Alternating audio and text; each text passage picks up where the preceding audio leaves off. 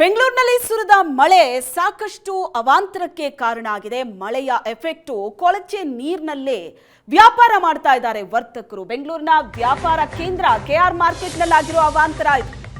ಸಾವು ನೋವುಗಳಾಗಿದೆ, ನೂರಾರು ಮರಗಳು ರಸ್ತೆಗೆ ಬಿದ್ದಿದೆ. ಅದರ ಜೊತೆಗೆ ಎಷ್ಟೋ ಕಡೆ ಕೊಳಚೆ ನೀರು ಮನೆ ಒಳಗಡೆ, ಏರಿಯಾ ಒಳಗಡೆ ನುಗ್ಗಿದೆ. ಕೆಆರ್ ಮಾರ್ಕೆಟ್ನ ದೃಶ್ಯ ಈಗ ನೀವು ನೋಡ್ತಾ ಇರೋ. ಮಳೆ ಬಂದ್ರೆ ಮಳೆ ನೀರು ಹೋಗೋದಕ್ಕೆ ಸರಿಯಾದ ಚರಂಡಿ ವ್ಯವಸ್ಥೆ ಇಲ್ಲದ ಜಾಗ ಇದು. ಸಾವಿರಾರು ರೂಪಾಯಿ ನಷ್ಟ ಆಗ್ತಾ ಇದೆ ಅಂತ ವ್ಯಾಪಾರಸ್ಥರು ಅಳಲು ತೋಡ್ಕೊಂಡಿದ್ದಾರೆ. ಆ ಕೊಳಚೆ ನೀರಿನಲ್ಲೇ ನಿಂತು ವ್ಯಾಪಾರ ಮಾಡ್ತಿದ್ದಾರೆ. ಕೆಆರ್ ಮಾರ್ಕೆಟ್ನಲ್ಲಿದ್ದೇನೆ. ಇಲ್ಲಿಯೂ ಸಹ ಭೀಕರವಾದಂಥ ಮಳೆಯಿಂದ ಇಲ್ಲಿನ ಹಣ್ಣು ತರಕಾರಿಗಳು ಸಂಪೂರ್ಣವಾಗಿ ಮಳೆಗೆ ತುತ್ತಾಗಿರುವಂಥದ್ದು ನೀವು ನೋಡ್ತಾ ಇದ್ದೀರಾ. ಈಗಾಗಲೇ ಸೊಪ್ಪು ಅರ್ಧ ಸೊಪ್ಪು ಮಾತ್ರ ಉಳಿದಿರುವಂಥದ್ದು. ತಂದಿರುವಂಥ ಸೊಪ್ಪಲ್ಲಿ ಅರ್ಧ ಭಾಗವನ್ನು ಏನು ಗುಡ್ಡೆ ಕಾಣಿಸ್ತಾ ಇದೆಯಲ್ಲ, ತಿಪ್ಪೆ ರೀತಿ ಗುಡ್ಡೆ ಏನು ಕಾಣಿಸ್ತಾ ಇದೆ ಎಡಬದಿ ದೃಶ್ಯಗಳಲ್ಲಿ, ಸಂಪೂರ್ಣವಾಗಿ ಹಾಳಾಗಿರುವಂಥ ಸೊಪ್ಪು ಅದು.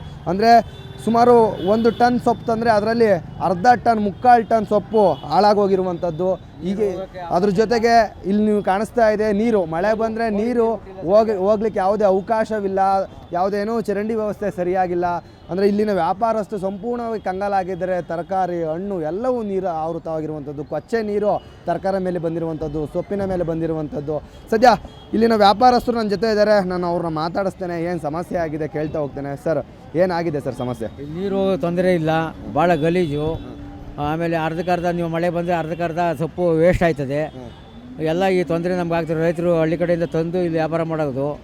ಮಳೆ ಬಂದುಬಿಟ್ರೆ ನೀರು ಹೋಗೋಕ್ಕೆ ಅವಕಾಶ ಇಲ್ಲ. ಸೇತುವೆ ಮೇಲೆ ಇದು ಮಾಡಿಬಿಟ್ರೆ ಚರಂಡಿಗೆ ನೀರು ಹೋಗೋಕ್ಕೆ ವ್ಯವಸ್ಥೆ ಮಾಡಿಲ್ಲ. ಭಾಳ ತೊಂದರೆ ಆಗಿದೆ ನಮಗೆ. ನಿಮ್ಮದು ಎಷ್ಟು ಸೊಪ್ಪು ತಂದಿದ್ದೀರಿ ಸರ್? ನೀವು ಎಷ್ಟು ಸೊಪ್ಪು ತಂದಿದ್ರಿ? ಎಷ್ಟು ಹಾನಿ ಆಗಿದೆ? ನಮ್ಗೆ ಒಂದು 5-6 ಸಾವಿರ ರೂಪಾಯಿ ಸೊಪ್ಪಾಗಿ ಈಗ ಒಂದು ಇನ್ನೂ 2 ಸಾವಿರ ರೂಪಾಯಿ ಮೇಲೆ ವೇಸ್ಟ್ ಆಯ್ತದೆ. ಭಾಳ ರೈತರು ನಾವು ಹಳ್ಳಿ ಕಡೆಯಿಂದ ತರೋದು. ಎಲ್ಲಿಂದ ಬರೋದು ನೀವು? ನಾವು ಹೊಸಕೋಟೆ ಕಡೆಯಿಂದ. ಹಾಂ, ಪ್ರತಿ ವರ್ಷ ಪ್ರತಿನಿತ್ಯ ಬರ್ತಾ ಇರ್ತೀರಾ ಹೇಗೆ ಅಂತ? ಪ್ರತಿ ದಿವಸ ಇರ್ತೀವಿ ನಾವು. ಎಷ್ಟು ವರ್ಷದಿಂದ ಬರ್ತಿದ್ದೀರಾ? ಅಲ್ಲಿ ಒಂದು 30 ವರ್ಷದಿಂದ ಇರ್ತೀವಿ ನಾವು. ಸದ್ಯ ಇವರು ಹೇಳ್ತಿರುವಂತಹ ಮಾಹಿತಿ ಪ್ರಕಾರ ಅಂದರೆ ನಾವು ಒಂದು 8-10 ಸಾವಿರ ಸೊಪ್ಪು ತಂದರೆ ಅದರಲ್ಲಿ ಒಂದು 2 ಸಾವಿರ ಲಾಭ ಆಗ್ತಾಯಿತ್ತು. ಆದರೆ ಈಗ ಸಂಪೂರ್ಣವಾಗಿ ನಷ್ಟ ಆಗ್ತಾ ಇದೆ ನಮಗೆ. ಇಲ್ಲಿ ನೀರು ಹೋಗಲಿಕ್ಕೆ ಸರಿಯಾದ ಜಾಗ ಇಲ್ಲ, ಅದ್ರ ಜೊತೆಗೆ ಒಂದು ಬ್ರಿಡ್ಜಿನ ವ್ಯವಸ್ಥೆ ಇಲ್ಲ.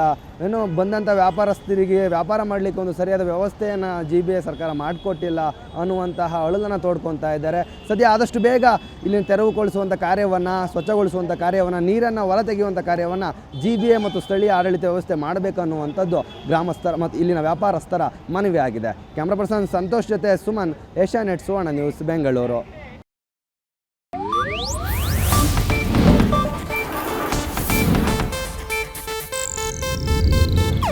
ಇದು ಏಷ್ಯಾನೆಟ್ ನ್ಯೂಸ್ ನೆಟ್ವರ್ಕ್ ಪ್ರಸ್ತುತಿ.